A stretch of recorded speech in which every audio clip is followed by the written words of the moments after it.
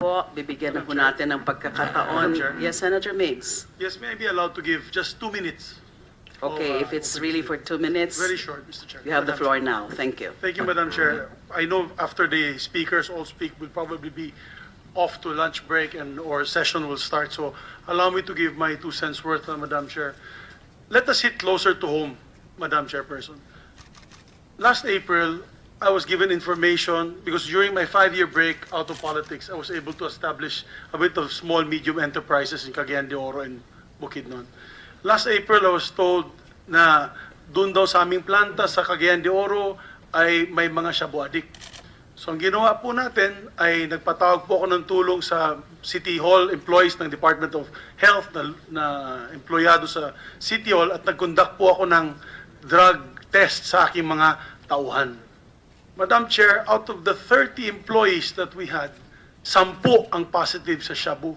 That is a third of my workforce. A third. Nakakagulat dahil marami doon ay masaya na sa buhay at maganda po kanilang sweldo at benepisyo. Ay dala ko po galing sa Bukidnon at kinausap ko po sila. At tinanong ko sila, bakit kayo lumuklok sa shabu? Nang ganda ng buhay nyo na yun. Alam mo ang sagot sa akin, Madam Chair? Doon sa labas ng aming gate, doon sa Barangay Agusan, sa Cagayan de Oro, napakadaling bumili ng shabu. 20 pesos lang, 20 pesos, Madam Chair, ang isang sachet ng shabu na mas mura pa sa isang pack of cigarettes.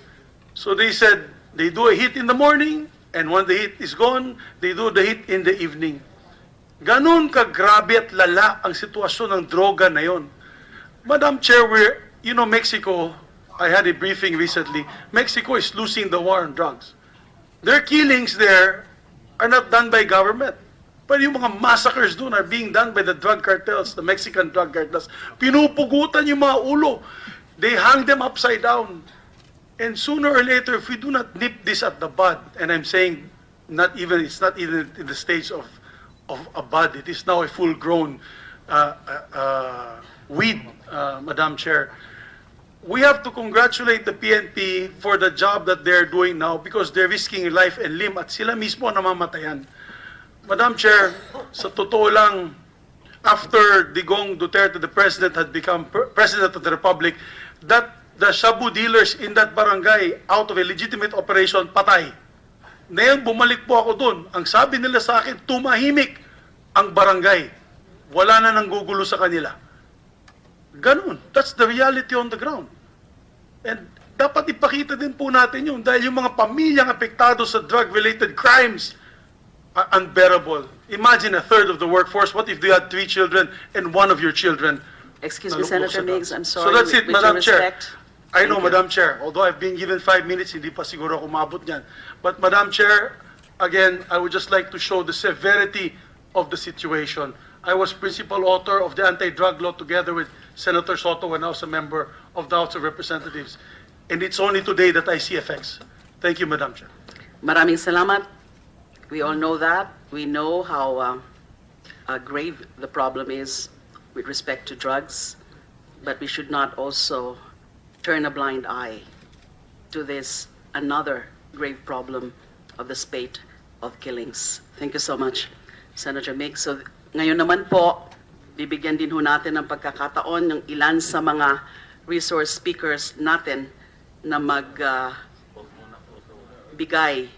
ng kanilang opening statements. Ito po yung order ng pagbigay ng kanilang opening statements subject to the 3-minute time limit that I indicated earlier. Ating pong Police Director General De La Rosa, to be followed by CHR Chair Gascon, then by PIDEA, Attorney Rosaline Borja, and NBI through its Director Geran.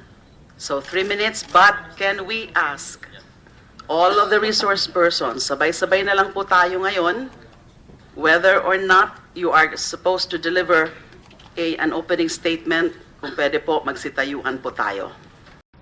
May I recognize at this point Senator Alan Peter Cayetano to also deliver his own opening statement. Thank you, Madam Chair. And Madam Chair, while they are fixing the the projector, may I just greet you good morning and good morning to our guest.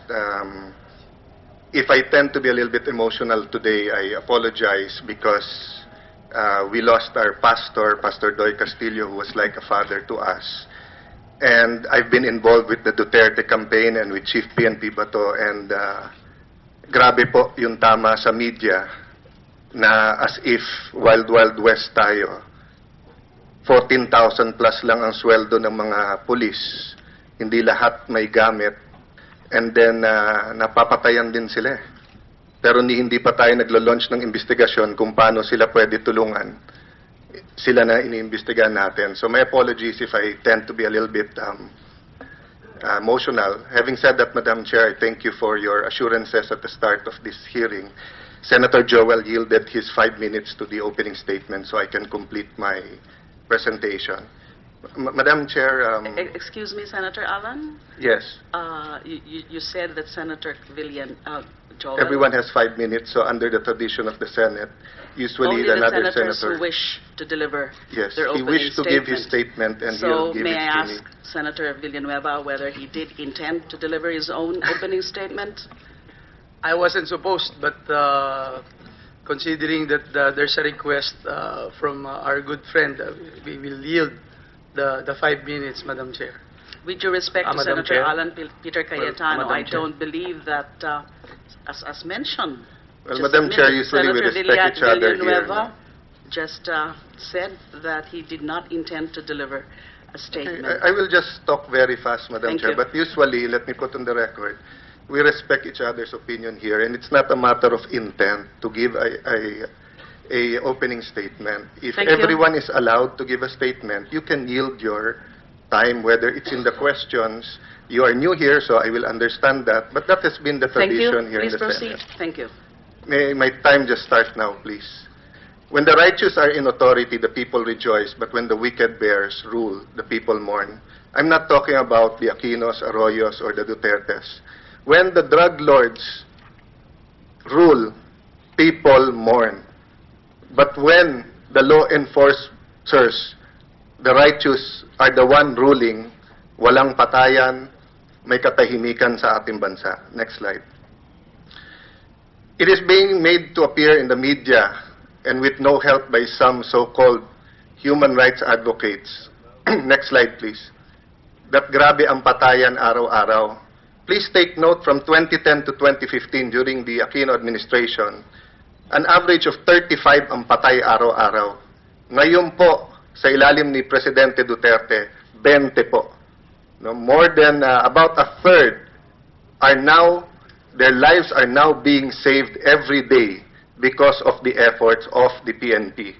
Next slide. The old norm was drug lords and their cohorts acted with impunity.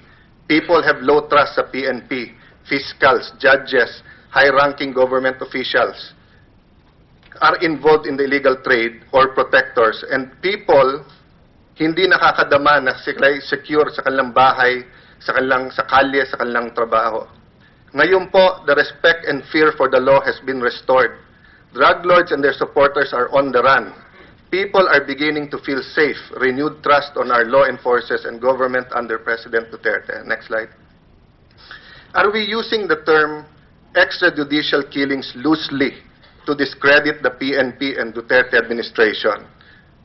Whether it is the Commission on Human Rights or our dear chairperson, I was hoping that they would educate the people more and the media para hindi sila ma-mislead na lahat ng patay ay extrajudicial killings. Bakit po? Ito po ang sinabi ng dalawang justice. Next slide. There is a need for a clear-cut killing of what the extrajudicial killing is. The name is a misnomer since every killing outside death penalty is extrajudicial. Dalawang justice po nagsabi niyan. So ano po ang ginawa ng Aquino administration?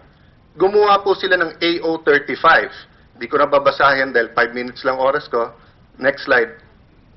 Dito po ang importante, the victim was a member or affiliated of an organization to include political, environmental, agrarian, labor, or similar causes, an advocate of the above-named causes, a media practitioner, etc. Ibig sabihin po, labor leader ka, media ka, religious leader, pinatay ka, dahil sa paniniwala mo. Next slide. That was very clear for the purpose of the focused mandate of AO 35 na ginawa ng Aquino administration